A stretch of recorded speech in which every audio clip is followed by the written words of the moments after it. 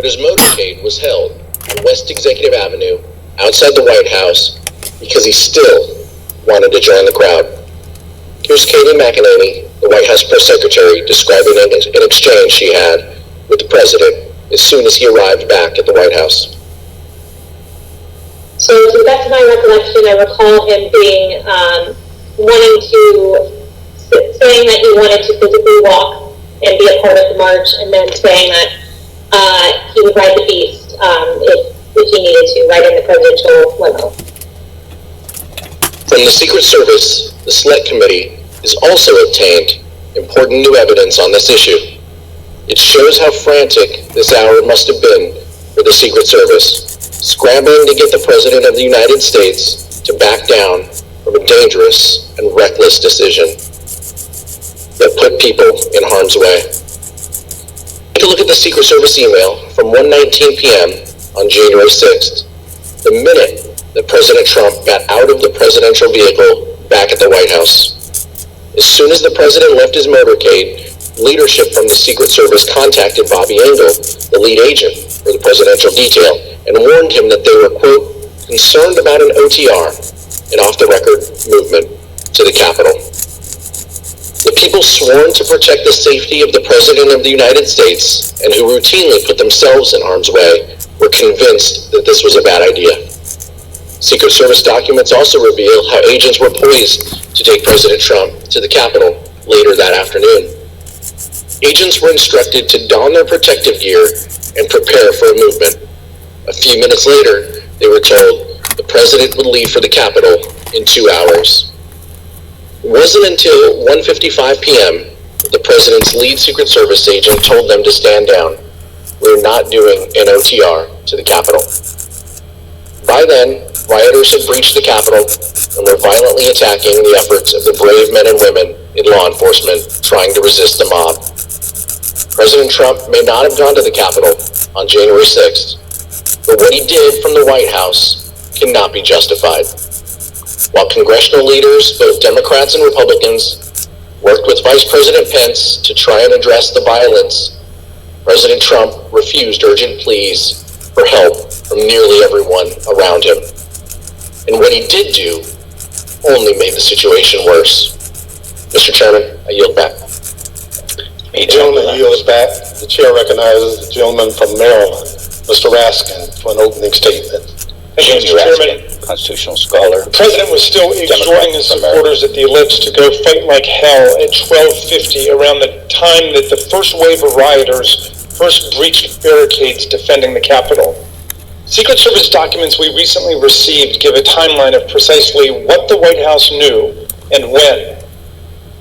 At 1:19, the President's Emergency Operations Center sent an email to Secret Service, National Security, and military advisors to the President and Vice President, informing them that, quote, hundreds of Trump supporters stormed through metal barricades at the back of the Capitol building about 1 p.m. Wednesday, running past security guards and breaking fences. When the President returned to the White House around 1:20, he entered the Oval Office and was told right then about the onset of violence at the Capitol. From that point until approximately 4 p.m., over the next 2 hours and 40 minutes, the President stayed in the White House dining room, attached to the Oval Office, and watched this unprecedented assault take place at the Capitol. We have testimony from several members of the President's White House staff establishing that President Trump refused entreaties from his closest advisors and family members to tell his supporters to stand down and leave the Capitol. Here's the testimony of President Trump's White House counsel, Pat Cipollone. I can't talk about conversations with the president, but I can generically say that I said, people need to be told. There needs to be a public announcement fast that they need to leave the Capitol. Could you let us know approximately when you said that?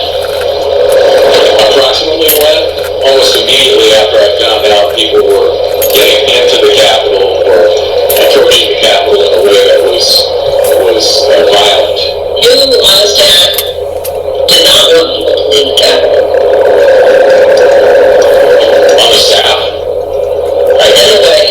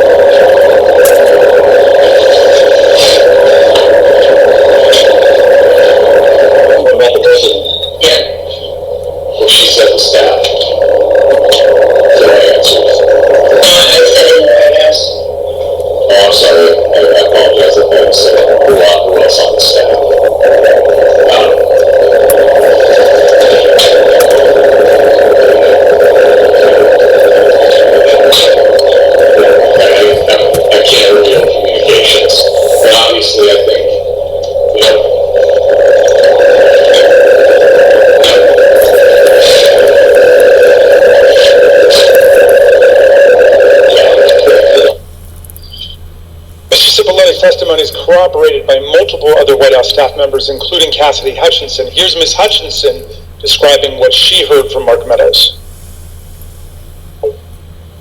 He had said something to the effect of, you heard him, Pat.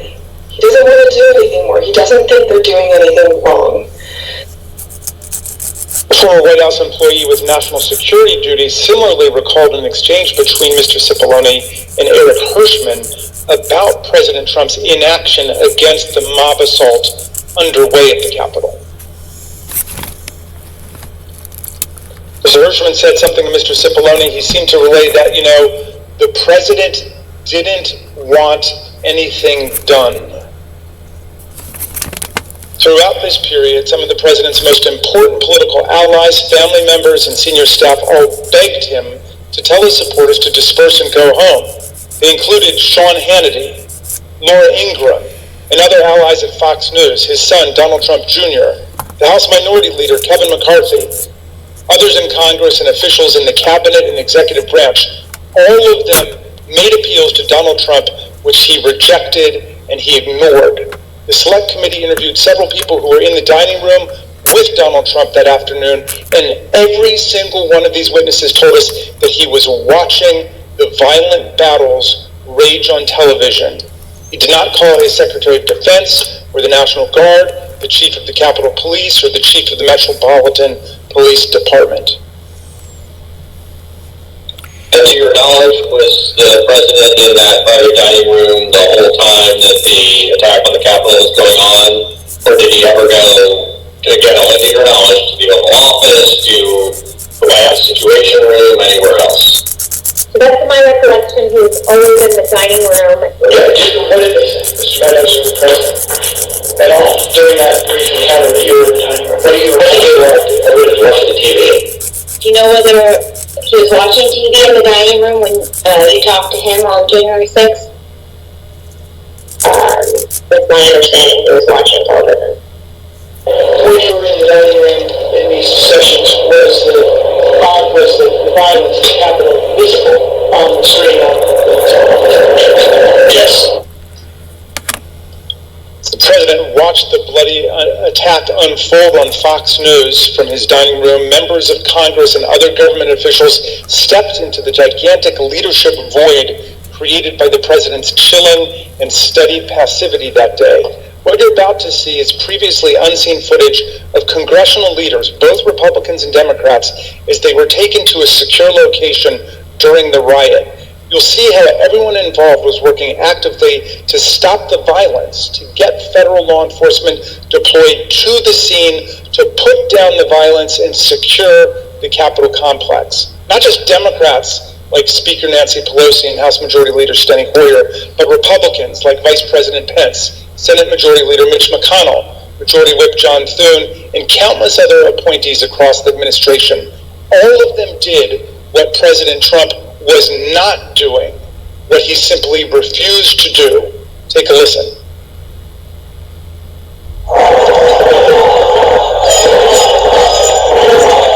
We're starting to get surrounded. They're taking the north front stamp away.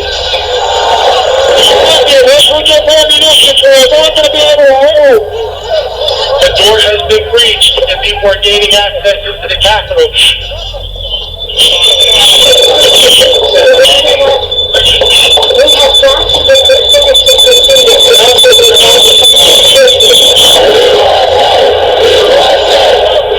Senator Schumer is at a secure location, and they're locked down in the Senate. There has to be some way we can maintain the sense that people have that there's some security or some confidence that government can function and that we can elect the President of the United States. Did we go back into session? We did go back into session, but now apparently everybody on the floor is putting on tear gas masks to prepare for a breach. I'm trying to get more information. They're putting on their tear gas masks.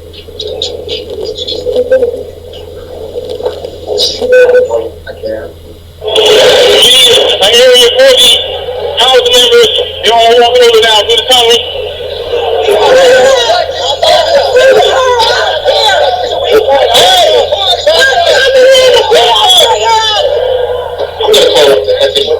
Secretary of DOD. We have some senators who are still on hideaways. They need massive personnel now. Can you get the Maryland National Guard to come too? I have something to say, Mr. Secretary. Well, I'm going to call the mayor of Washington, D.C.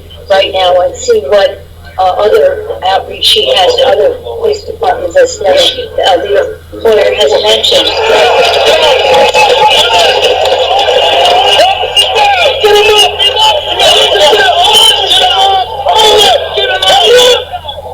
Governor, this is Nancy. Governor, I don't know if you have been approached about the Virginia National Guard. Mr. Hoyer was speaking to Governor Hogan, but I still think you probably need the okay of the federal government in order to come into another jurisdiction. Thank you. Oh my God. They're just breaking windows, they're doing all kinds of, it's really, they said somebody was shot. It's just horrendous, and all at the instigation of the President of the United States.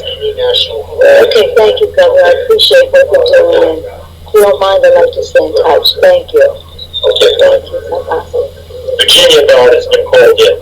Then I'm just talking to Governor Northam, and what he said is they sent 200 state police and a unit of the National Guard.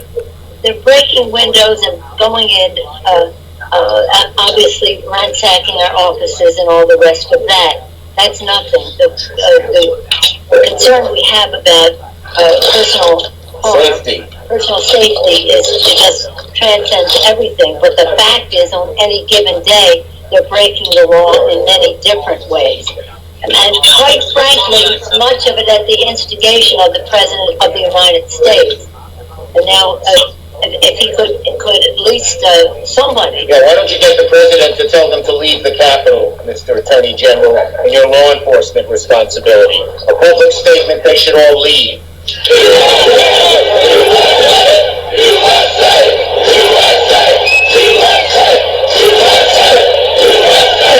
This cannot be just we're waiting for so-and-so. We need them there now, whoever you got.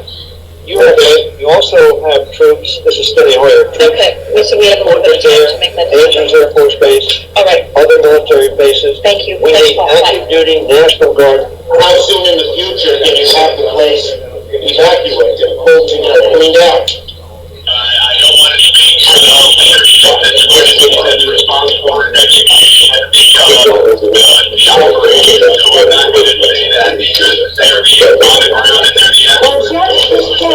Just pretend for a moment it was the Pentagon, or the White House, or some other entity that was under siege. And let me say, you can logistically get people there as you make the plan.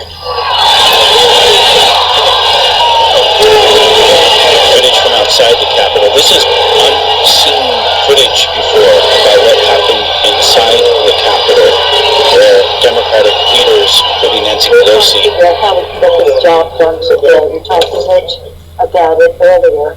He's not in the room right now, but he was with us earlier. Pelosi speaking to Mike Pence on the phone. phone. Expedite this, and hopefully they could confine it to just one complaint, Arizona, and then we could vote, and that would be, then just move forward with the rest of the state. The overriding wish is to do it at the Capitol. What we are being told very directly is it's going to take days for the Capitol to be okay again. We've gotten a very bad report about the conditions of the House floor, defecation and all that kind of thing as well. I don't think that's hard to clean up, but I do think it is more from a security standpoint of making sure that everybody is out of the building, and how long will that take? I just got off with the Vice President. I got off with the Vice President-elect. So I'll tell him. Okay. But what we left the conversation with, because he said he had the impression from Mitch that they can get everybody back to do it there. Yes. I said, well, we're getting a counterpoint that is, it could take time to clean up the poo-poo that they're making all over, literally and figuratively, in the Capitol, and that it may take days to get back. I'm at the Capitol building. I'm literally standing with Mike Pence on the phone. Nancy Pelosi. The U.S. Capitol Police, he just informed me what you will hear through official channels. Paul Irving, your sergeant at arms, will inform you that their best information is that they believe that the House and the Senate will be able to reconvene in roughly an hour. Good news. Sergeant at arms will be in touch about the process for getting members back in the building. Thank you very much, Mr. Vice President. The video of members now returning back to the Capitol at 7:13 p.m. on January 6th. We're now back live to In this January. video, you just saw Senator Chuck Schumer urging Acting Attorney General Jeff Rosen to get President Trump to call off the rioters. Of course, Acting AG Rosen did take action to defend the government, as did many other officials, but congressional leadership recognized on a bipartisan basis that President Trump was the only person who could get the mob to end its violent siege of the Congress, leave the Capitol, and go home.